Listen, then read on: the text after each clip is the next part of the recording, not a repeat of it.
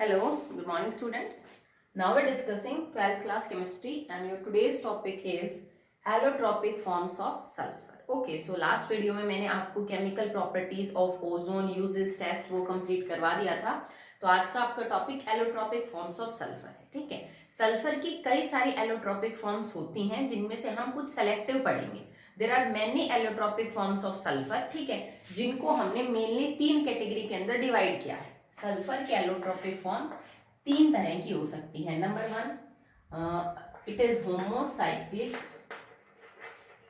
Containing, लगभग इसके अंदर आप यूँ समझ लीजिए कि जो रिंग है, जैसे आपने छोटी क्लासेस के अंदर पढ़ा है कि जो सल्फर है वो S8 मॉलिक्यूल होता है, एक 8 मेंबर की रिंग होती है.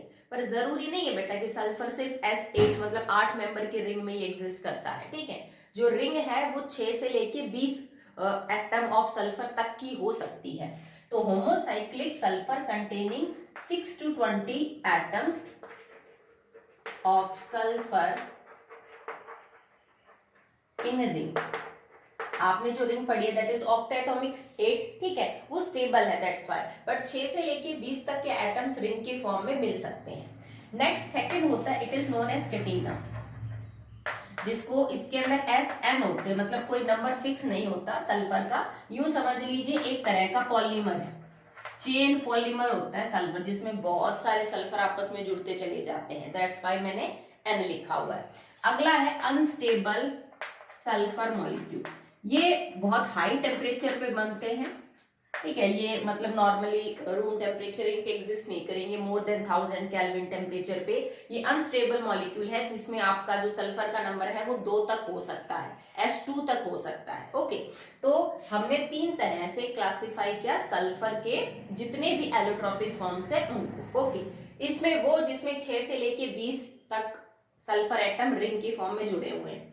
ये वो है जिसमें बहुत सारे सल्फर एटम आपस में पॉलीमर की तरह जुड़े हुए हैं. ठीक है, और ये वो है जो अनस्टेबल मॉलिक्यूल है सल्फर के, जो एक नॉर्मल सल्फर मॉलिक्यूल को बहुत हाई टेम्परेचर पे हीट करने पे बनते हैं. इसके अंदर बहुत सारे ऑप्शन मिलेंगे, बट हम इसमें मेनली 2 ही स्टडी करते हैं दैट आर मोस्ट इंपॉर्टेंट. एक है आपके पास येलो रोम्बिक और एक है आपका मोनोक्लिनिक. इसमें बहुत सी वैरायटी पॉसिबल है. आउट ऑफ दीज हम सिर्फ 2 को ही डिस्कस करेंगे, that is yellow rhombic and monoclinic. अगर इसमें भी आपसे कोई पूछे कि out of these 2 which is more stable, तो rhombic sulphur is the most stable allotropic form of sulphur up to 369 kelvin. Okay, 369 kelvin तक ये सबसे स्टेबल एलोट्रोपिक फॉर्म होती है. किसकी बेटा? सल्फर की. ओके, और जो भी एलोट्रोपिक फॉर्म्स अदर है, जैसे मान लीजिए आपके पास मोनोक्लिनिक है, आपके पास कैटिना है, आपके पास प्लास्टिक सल्फर है आगे जिसको हम पढ़ेंगे, अगर कोई भी दूसरी फॉर्म है, ठीक है, तो वो फाइनली धीरे धीरे रोम्बिक सल्फर के अंदर क्या होती रहती है बेटा? कन्वर्ट होती रहती है. मतलब क्योंकि सबसे स्टेबल एलोट्रोपिक फॉर्म तो यही है, तो बाकी अगर कोई भी एलोट्रोपिक फॉर्म आपने सल्फर की ले रखी है तो उसमें स्ट्रॉन्ग टेंडेंसी होती है कि वो धीरे धीरे इस एलोट्रोपिक फॉर्म के अंदर क्या हो जाए बेटा? कन्वर्ट हो जाए. दूसरी कम स्टेबल होती है, तो मोनोक्लिनिक भी टेम्परेचर ये दे रखा है, किस पे कन्वर्ट हो जाती है? रोम्बिक के अंदर कन्वर्ट हो जाती है. ओके, सो अब 1 by 1 डिस्कस करते हैं. पहले रोम्बिक को, then monoclinic, then this and this. Okay, तो चलिए स्टार्ट करते हैं with the first one, that is rhombic sulphur. इसके कई नाम हैं, आपको सारे नाम पता होने चाहिए, बिकॉज कह नहीं सकते कि कहां से जो है वो नाम से क्वेश्चन बना के दे दे. सो रोम्बिक सल्फर को हम orthorhombic sulphur, orthorhombic sulphur, alpha sulphur या ऑक्टाहेड्रल सल्फर बोलते हैं. ये सब इसी के नाम है. Allotropic forms of sulphur that is most stable is rhombic. Rhombic को आप orthorhombic, alpha sulphur, octahedral sulphur ये सारे बोल सकते हैं. And its colour is yellow, that's why sometimes it's known as yellow sulphur. क्योंकि आपको पता है कि जो सल्फर है वो रूम टेम्परेचर पे एक लाइट पेल येलो कलर का सब्सटेंस होता है. तो आप इसको इसकी फॉर्म के हिसाब से येलो रोम्बिक या फिर इन सारे नामों से भी आप इनको मतलब बोल सकते हैं. अगर सबसे पहले बात करें that how can we prepare this type of sulphur. कोई भी नहीं, अगर आपको रोम्बिक सल्फर ही बनाना है तो आप उसको कैसे करेंगे? तो it is prepared by evaporating the solution of, by evaporating the solution of roll sulfur in carbon disulphide solution. ठीक है, आप इसको रोम्बिक सल्फर को कैसे बना सकते हैं कि आप रोल सल्फर का मतलब है sulphur in the form of rods आप ले लीजिए, ठीक है, और उसको कार्बन डाइसल्फाइड के सॉल्यूशन के अंदर आप इवोपोरेट करिए। ठीक है, जब आप ये इवोपोरेशन करेंगे तो आपको ऑटोमेटिकली जो है वो ऑक्टाहेड्रल क्रिस्टल नजर आएंगे, किसके? रोम्बिक सल्फर के। कार्बन डाइसल्फाइड के सॉल्यूशन में सल्फर को रॉड की फॉर्म में लीजिए और उसको इवोपोरेट करिए, तो फाइनली आपको क्रिस्टल्स नजर आ जाएंगे ऑक्टाहेड्रल शेप के, तब इसका नाम भी है rhombic sulphur. Okay, as I have told you, it is the, हम रोम्बिक सल्फर के बारे में बात करें, it is the most stable, it is the most stable allotropic form. Okay, और बाकी कोई भी फॉर्म जो है वो जिस भी टाइप का सल्फर आपके पास है वो धीरे धीरे इस रोम्बिक सल्फर के अंदर जो है वो कन्वर्ट होता रहता है। ओके, ये इनसॉल्युबल है in water, it is not very much soluble in water but can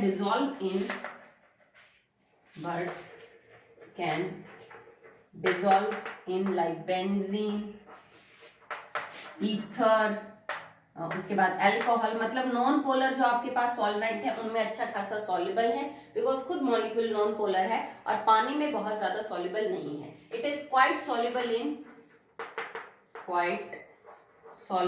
in carbon disulphide, तो नॉन पोलर सॉल्वेंट है, कार्बन डाइसल्फाइड में भी अच्छा खासा घुलता है।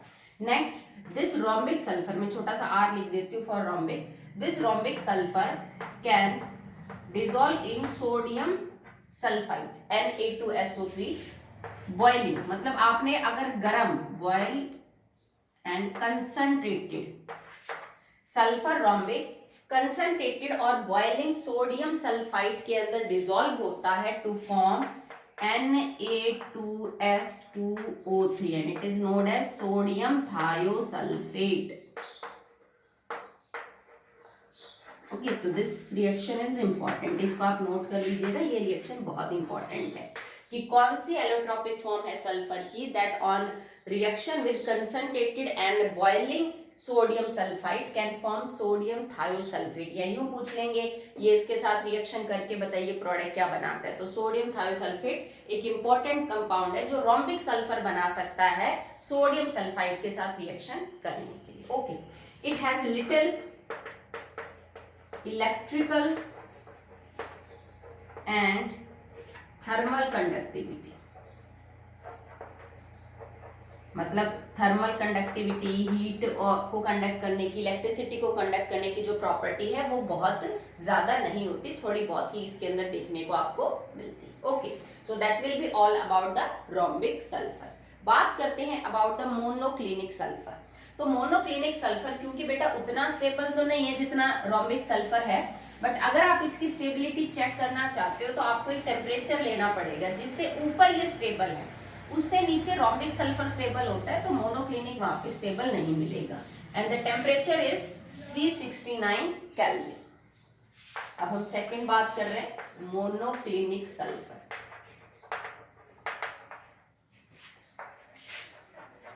मोनोक्लिनिक सल्फर को हम बीटा सल्फर भी बोलते हैं, जैसे उसको हम अल्फा बोल रहे थे ना, तो इसको हम क्या बोल सकते हैं? Beta sulphur. ठीक है, तो सबसे पहले कि आप इसको बना कैसे सकते हो, how can you prepare this monoclinic sulphur, तो इसमें होता है bye melting the sulphur in the China dish. Simple है, आप कर दीजिए melting the sulphur in China dish. ठीक है, आप सल्फर ले लीजिए, सॉलिड स्टेट में है, उसके बाद आप उसको अच्छे से उबालिए ताकि वो मतलब इतना मेल्ट करना है कि वो एक्चुअली में एकदम लिक्विड स्टेट के अंदर जो है वो आ जाए। फिर इस लिक्विड स्टेट के अंदर जो लिक्विड स्टेट में सल्फर आ गया, आप इसको ठंडा कर दीजिए, कूल कर दीजिए, तो होगा क्या कि चाइना डिश के ऊपर एक परत सी जम जाएगी जो ऊपर लिक्विड है, जैसे कहीं अक्सर आप जैसे बर्फ जमाते हो कटोरी में थोड़ा सा पानी डाल के जमा दिया, तो होता नहीं कि ऊपर ऊपर तो बर्फ जम जाती है, नीचे पानी रह जाता है, वो ऊपर एक परत सी जम जाती है, ठीक है। तो ऐसी सिचुएशन होगी कि जब आप सल्फर को मेल्ट करेंगे, वो लिक्विड स्टेट में आ जाएगा और आप इस चाइना डिश को फिर ठंडा होने के लिए छोड़ देंगे, तो जब ये ठंडी होगी ना, तो ऊपर आपको एक परत सी नजर आएगी सॉलिड की और नीचे लिक्विड मिलेगा। आप क्या करो, ये जो सॉलिड परत आपको नजर आ रही है और नीचे लिक्विड है, इस सॉलिड परत के अंदर आप 2 छेद कर दीजिए, ठीक है। और छेद करने के बाद आप चाइना डिश को थोड़ा टेढ़ा करेंगे तो नीचे जो लिक्विड है वो क्या आ जाएगा, आपका बाहर आ जाएगा।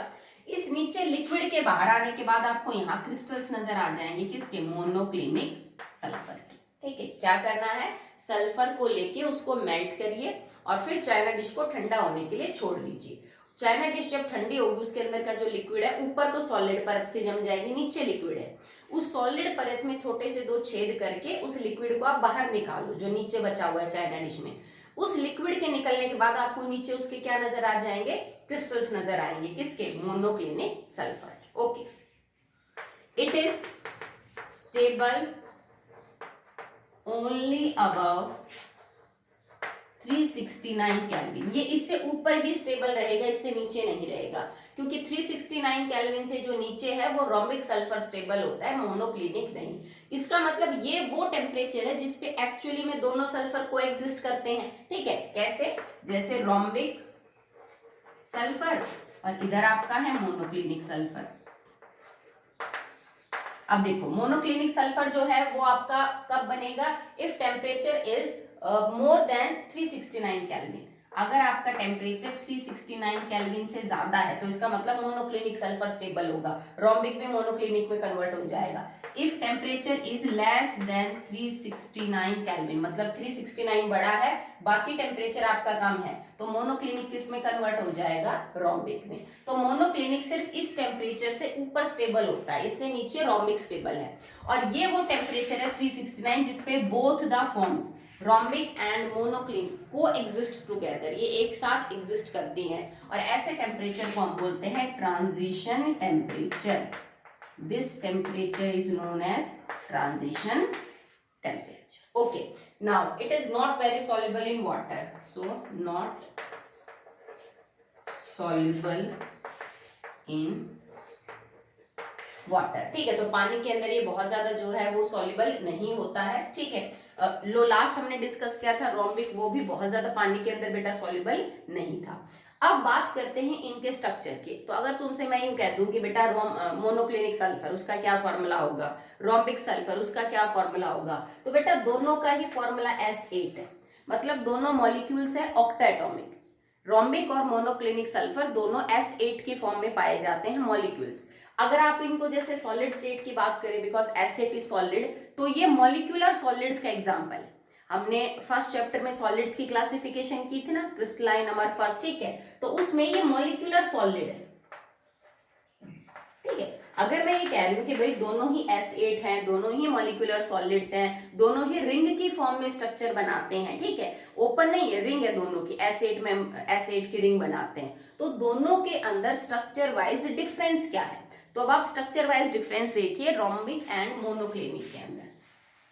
वही जो आपकी क्राउन शेप रिंग होती है वही बनती है दोनों के अंदर, और याद रखना वो जो क्राउन शेप रिंग होती है ना बेटा, वो पकड़ होती है, इसका मतलब वो एक नॉन प्लेनर रिंग है।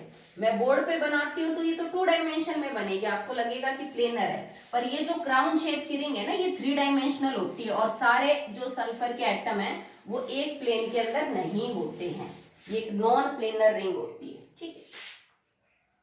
अब देखो, अब हम बना रहे हैं रोम्बिक का,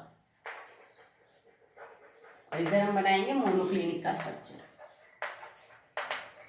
and the ring is non planar. मैं लिख देती हूँ, दोनों केस में जो मैं S8 की रिंग बनाऊंगी ये एक प्लेन में नहीं होगी, ठीक है। इसमें जो सल्फर के एटम है वो ऊपर नीचे अलग अलग प्लेन के अंदर होते हैं, थोड़ी टेढ़ी मेढ़ी मुड़ी तुड़ी हुई रिंग है। जैसे यू है, सिंपल सी बात है, जैसे मान लो ये ऐसी रिंग थी, यू कुछ इस टाइप का स्ट्रक्चर, एक तार को तुमने ऐसे बेंड किया और फिर इस तार को जैसे प्लेन में बेंड किया तुमने तार को यूं करके, फिर इसका एक कोना यूं मोड़ दिया, एक कोना यूं मोड़ दिया, यूं उल्टा सीधा कर दोगे तो कोई एटम ऊपर कोई नीचे, इस तरह की इसकी रिंग होती है, ठीक है।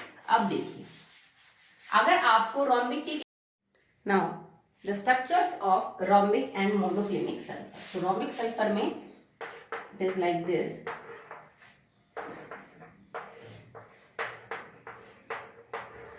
ठीक है, कुछ इस तरह का क्राउन शेप नजर आ रहा है, जैसे ताज होता है उसकी शेप जैसी है। Okay, her sulphur because 2 he single bond बना रहा है तो हर सल्फर के ऊपर 4 इलेक्ट्रॉन या 2 जोड़ी लोन पेयर होंगे।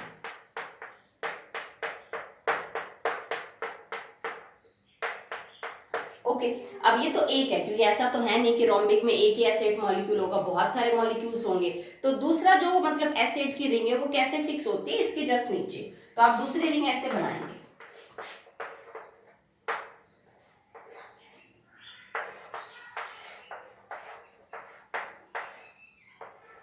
ठीक है, तो अरेंजमेंट कुछ यूं जुड़ता चला जाएगा, जैसे एक क्राउन उसके नीचे, दूसरा क्राउन उसके नीचे, तीसरा उसके नीचे, चौथा उसके नीचे, पांचवा। ठीक है, अगर आपके S8 मॉलिक्यूल्स S8 की जो रिंग है वो इस मैनर में जुड़ी है तो उसको हम रोम्बिक सल्फर बोलेंगे। मतलब इनकी जो बेसिक यूनिट है, पैटर्न है, जो चीज रिपीट कर रही है S8 वो सेम है दोनों में, पर उस S8 का जुड़ने का तरीका अलग अलग होता है। अगर मोनोक्लिनिक सल्फर है तो फर्स्ट अरेंजमेंट आपने ऐसा ही बनाया, वही बेटा देखो, हर सल्फर 2 ही बॉन्ड बना रहा है तो सबके ऊपर 4 इलेक्ट्रॉन या फिर 2 जोड़ी लोन पेयर है। पर जो दूसरी रिंग बनेगी ना वो आप इससे अपोजिट डायरेक्शन के अंदर बना दीजिए, जैसे ये है।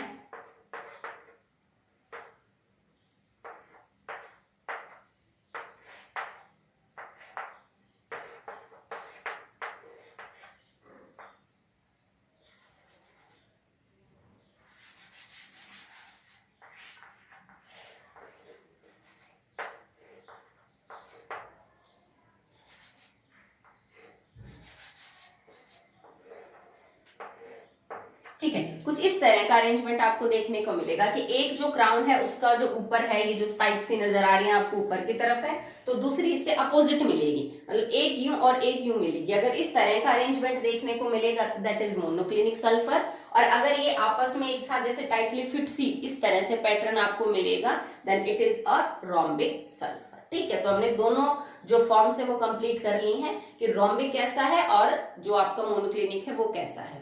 दोनों के अंदर कंपैरिजन आ जाता है कि दोनों फॉर्म्स को कंपेयर करके दिखाओ दोनों के स्ट्रक्चर में क्या डिफरेंस है, तो कंपैरेटिव स्टडी करना। ठीक है, चलिए अब हम बात करते हैं, होमोसाइक्लिक हो चुका है हमारा जिसके अंदर हमने रोम्बिक और मोनोक्लिनिक को डिस्कस किया। अब हम सेकेंड टाइप के ऊपर आ जाते हैं, that is catena sulphur. Okay, next is in homocyclic category हमने 2 डिस्कस कर लिए, that is rhombic and monoclinic. उसमें एक थर्ड कैटेगरी और है that is known as cyclosic sulphur, या इसको हम कई बार एंजल्स सल्फर भी बोलते हैं। ठीक है, या फिर इसको सिंबल से रिप्रेजेंट करते हैं इस तरह से। तो एक तीसरी है, नॉट सो इंपॉर्टेंट, रोम्बिक और मोनोक्लिनिक जितनी नहीं है, बट इसमें क्योंकि इसमें देखो 6 से और 20 तक की रिंग्स हो सकती हैं, तो हमने तो सिर्फ 8 मेंबर की पढ़ी, तो एक 6 मेंबर की और पढ़ लेते हैं। इसमें क्या होता है कि जो सल्फर है ना वो एक चेयर की फॉर्म में 6 एटम्स आपस में जोड़ता है, जैसे एक सल्फर, एक इधर, एक इधर, एक इधर, एक सल्फर इधर और एक सल्फर इधर। ठीक है, तो इस तरह एक चेयर की फॉर्म में जो है वो 6 सल्फर आपस में जुड़े होते हैं, तो इसको हम साइक्लोसिक्स या फिर एंजल सल्फर जो है वो बोलते हैं। ये जो आपका एंगल है it is like 102.2 degree Celsius, और इसकी जो बॉन्ड लेंथ होती है जैसे वो 205.7 पिकोमीटर है। ये वाली जो बॉन्ड लेंथ है दैट इज 205.7 पिकोमीटर, 102.2 डिग्री इसका बॉन्ड एंगल होता है। ओके ना, अब हमारी होमोसाइक्लिक कंप्लीट हो चुकी है। अब हम सेकंड टाइप पे जा रहे हैं जिसके अंदर हमने कटीना सल्फर या फिर जिसके अंदर बहुत ही ज्यादा नंबर के जो सल्फर है SN टाइप सल्फर जो है वो देखने को मिलते हैं। तो SN के अंदर जो इंपॉर्टेंट फॉर्म हम डिस्कस करेंगे दैट इज प्लास्टिक सल्फर, या फिर इसको हम एक सल्फर भी बोलते हैं। ठीक है, हर एलोट्रोप फॉर्म की कैटेगरी में आपको कई सारे एलोट्रोपिक फॉर्म्स देखने को मिलेंगे, हम उनमें से सिर्फ सेलेक्टिव को डिस्कस करेंगे। प्लास्टिक सल्फर और ये जो है क्यों बोला जाता है, क्योंकि इसकी अपीयरेंस प्लास्टिक जैसी होती है, प्रॉपर्टीज भी वैसी होती है। बनाएंगे कब इसको, आप पहले सल्फर को अच्छे से मेल्ट करो, मोल्टन सल्फर ले लो, पिघला हुआ सल्फर सॉलिड लिया, गर्म किया, मोल्टन बन गया, और उस मोल्टन को एकदम से आप क्या कर दीजिए कि इन द कोल्ड वाटर, ठंडे वाटर के अंदर डाल दीजिए। Molten sulphur in the cold water, मतलब तुमने एकदम पिघले हुए सल्फर को इतना टाइम नहीं दिया कि वो अपने आप ठंडा होके सॉलिड स्टेट में कन्वर्ट हो सके, तुमने एकदम उबलते हुए मेल्ट कंडीशन में जो सल्फर है उसको एकदम से ठंडे पानी के अंदर डाल दिया और उतना टाइम नहीं दिया कि वो स्लोली जो है वो सॉलिड में कन्वर्ट हो सके। तो जैसे तुम इसको डालते हो मोल्टन सल्फर को कोल्ड वाटर में, तो ये रबड़ जैसा बन जाता है, जैसे जेली रबर होता है उस तरह के अपीयरेंस आपको देगा और धीरे धीरे ये थोड़ा सॉलिड होता जाएगा। तो इसकी अपीयरेंस आपको प्लास्टिक या रबर जैसी मिलेगी और इसके धागे रबर जैसे धागे से हो जाएंगे इसके, जैसे कि आप इस गर्म सल्फर को ठंडे पानी के अंदर डालोगे। ओके, और अगर आप इसको ऐसे ही छोड़ दोगे तो धीरे धीरे ये किस में कन्वर्ट हो जाता है, रोम्बिक में कन्वर्ट हो जाता है, क्योंकि ये स्टेबल तो होता नहीं। ठीक है, ये अमरफस कैटेगरी का जो है वो बेटा स्ट्रक्चर इसका, पीछे आपने क्रिस्टलाइन के देखे जो एसिड पढ़ रहे थे हम, रोम्बिक मोनोक्लिनिक। ठीक है, ये एक अमरफस है, क्यों? क्योंकि आपने इसको बहुत हीट किया और सडनली कूल कर दिया तो इसकी जो क्रिस्टलाइन फॉर्म है वो डिस्ट्रॉय हो जाती है और ये अमरफस कैटेगरी का क्या होता है बेटा, स्ट्रक्चर आपको देखने को मिलेगा। इसके अंदर कोई इसका स्ट्रक्चर फिक्स नहीं है, बिकॉज अमरफस ही है तो इरेगुलर है, मतलब जिग-जैग मैनर में सल्फर आपस में जुड़े हैं। कैसे? जैसे आप इसको यूं जोड़ दीजिए इस तरह से, और हर कॉर्नर का मतलब एक सल्फर मान लीजिए। ठीक है, इसका मतलब बॉन्ड तो सल्फर दो ही बना रहा है, तो हर जगह आपको दो दो लोन पेयर देखने को मिलेंगे। मतलब यूं समझ लो, एक सल्फर इधर, एक इधर, एक इधर आ गया, एक इधर आ गया, एक सल्फर इधर, एक सल्फर इधर, एक इधर, एक इधर, यूं उल्टे सीधे मैनर के अंदर जो सल्फर है वो आपस में जुड़े हुए होते हैं। नो फिक्स शेप, कोई फिक्स पैटर्न यहाँ पे देखने को आपको नहीं मिलेगा। इसकी क्रिस्टलाइन फॉर्म नहीं होती है, ये अमरफस कैटेगरी का स्ट्रक्चर रखता है। रबर लाइक अपीयरेंस है, रबर जैसे थ्रेड इसको देखने को मिलते हैं। जैसे आप शुरू में डालोगे तो जेली जैसा दिखेगा, फिर धीरे धीरे ये सॉलिड स्टेट के अंदर जो है वो कन्वर्ट होता चला जाता है। रबर जैसी प्रॉपर्टी है जिसमें इलास्टिसिटी वगैरह, रबर जैसी ही आपको प्रॉपर्टीज देखने को मिलेगी। It is not soluble in water, so it is insoluble in water and also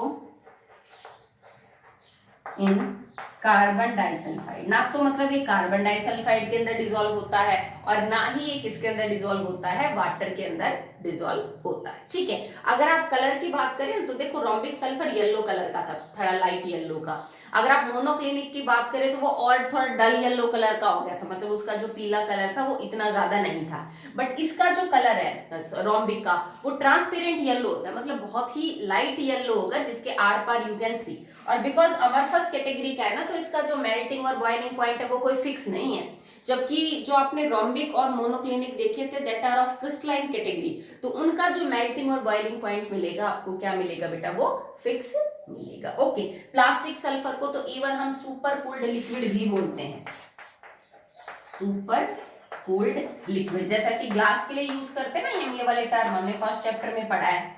ठीक है, कि भाई जो प्रॉपर्टी है ना वो वैसे दिख सॉलिड रहा है पर प्रॉपर्टीज लिक्विड वाली हैं। तो प्लास्टिक सल्फर को भी एक ऐसा लिक्विड माना जाता है जिसको हद से ज्यादा ठंडा किया गया है। ठीक है, उसकी अपीयरेंस सॉलिड जैसी है बट उसमें प्रॉपर्टीज लिक्विड जैसी हैं। तो इसको भी क्योंकि हमने लिक्विड फॉर्म से सीधा इसको ठंडे पानी में डाला, एकदम से सॉलिडिफाई हो गया, तो इसको सुपर कूल्ड लिक्विड की तरह ही ट्रीट किया जाता है according to its property. Okay, so अभी हमने दो इंपॉर्टेंट क्लासिफिकेशन कर ली एलोट्रोपिक फॉर्म्स में, होमोसाइक्लिक और जिसमें पॉलीमर सल्फर आपको देखने को मिलता है। अब एक लास्ट फॉर्म बचती है बेटा जो अनस्टेबल है और जिसमें सल्फर के छोटे मॉलिक्यूल्स बनते हैं, इतने बड़े नहीं बनेंगे। जैसे इसमें तो SN था, भाई कोई नंबर फिक्स नहीं था कि कितने सल्फर जुड़ रहे हैं। उससे पहले होमोसाइक्लिक वाले में हमने बोला कि 6 से 20 तक सल्फर के एटम आपस में जुड़ सकते हैं। अब हम ये तीसरी फॉर्म पढ़ेंगे जिसके अंदर जो सल्फर के एटम हैं वो इवन 6 से भी कम आपस में जुड़ते हैं टू फॉर्म अ मॉलिक्यूल, और इसका जो नंबर है it is from 2 to 5। Okay, तो थर्ड कैटेगरी है आपकी unstable sulphur molecule in which number of atoms, जिसको हम n मान रहे हैं, वो 2 से 5 के बीच में है। क्योंकि 6 से ऊपर तो फिर आपके पास होमोसाइक्लिक वगैरह है, बहुत ही ज्यादा जिसका नंबर फिक्स नहीं है फिर वो कैटिना वाले हो जाएंगे पॉलीमर। तो 2 से 5 के बीच में जब सल्फर किसी मॉलिक्यूल की फॉर्मेशन करे उसको हम बोलते हैं। ठीक है, तो ये मॉलिक्यूल बहुत ही हाई टेम्परेचर के ऊपर जो है बेटा वो एग्जिस्ट करते हैं, नॉर्मली कंडीशन में नहीं करेंगे। दे एग्जिस्ट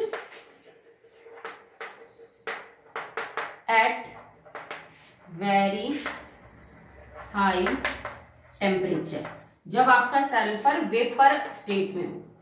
ठीक है, आप सल्फर को इतना गर्म करिए कि वो पहले सॉलिड से लिक्विड में कन्वर्ट हो जाए, लिक्विड को भी फिर आप इतना गर्म करिए कि फाइनली उसके वेपर्स बन जाए। तो जब वेपर्स बन जाते हैं ना सल्फर के, तो वेपर फॉर्म में सल्फर इस टाइप का अरेंजमेंट शो करता है। मोर देन यू समझ लीजिए 1000 केल्विन और एट 1000 केल्विन, इतना हाई टेम्परेचर अगर होगा और सल्फर के वेपर बन जाएंगे, तो उन वेपर फॉर्म्स के अंदर आपको सल्फर इस टाइप के किसी मॉलिक्यूल की प्रेजेंस में देखने को मिल सकता है। अगर तुमने ध्यान दिया होगा तो ऑक्सीजन की जो एटॉमिसिटी है वो 2 है, पर सल्फर की, सिलेनियम की, टेल्यूरियम की 8 है। हमने रीजन भी पढ़ा था क्यों। बट अगर आप सल्फर को वेपर स्टेट में देखें तो sulphur can also form H2। ठीक है, सल्फर के अंदर भी ये प्रोबेबिलिटी होती है कि वो H2 मॉलिक्यूल की फॉर्म में एग्जिस्ट कर सकता है। और अब इसकी प्रॉपर्टी बिल्कुल वैसे ही देखने को मिलेंगी जैसे कि ऑक्सीजन की। तो देखो सल्फर जो है ना वो एक डायमैग्नेटिक मॉलिक्यूल है एसिड की फॉर्म में, बट अगर H2 की तुम बात करो ना तो इट इज पैरामैग्नेटिक। जैसे पूछ लेते हैं कई बार, क्या सल्फर का मॉलिक्यूल पैरामैग्नेटिक हो सकता है? ठीक है, हो सकता है। अगर तुम सल्फर को 1000 केल्विन तक गर्म करो तो सल्फर के वेपर बनेंगे और उन वेपर्स में सल्फर H2 मॉलिक्यूल की फॉर्म में एग्जिस्ट करता है। और क्योंकि देखो वैलेंस इलेक्ट्रॉन तो बेटा इसके बीच है और इसके बीच है, तो जब तुम इसका मॉलिक्यूलर ऑर्बिटल डायग्राम बनाओगे तो यहाँ भी अनपेड इलेक्ट्रॉन मिलेंगे और यहाँ भी। अब इसकी सारी प्रॉपर्टीज O2 जैसी हो जाएंगी। ठीक है, डायमैग्नेटिक जो बिहेवियर था वो चला जाएगा। ये डायटोमिक है, ये भी डायटोमिक है। तो ये क्वेश्चन आपको मिलेगा पीछे कि सल्फर कब हो सकता है paramagnetic, when the temperature is 1000 kelvin और above this and sulphur is present in the vapour form, तब जाके आपको ऐसा बिहेवियर सल्फर का देखने को मिलेगा। ओके, सो यहाँ पे एलोट्रोपिक फॉर्म्स जो है वो आपकी कंप्लीट होती हैं सल्फर।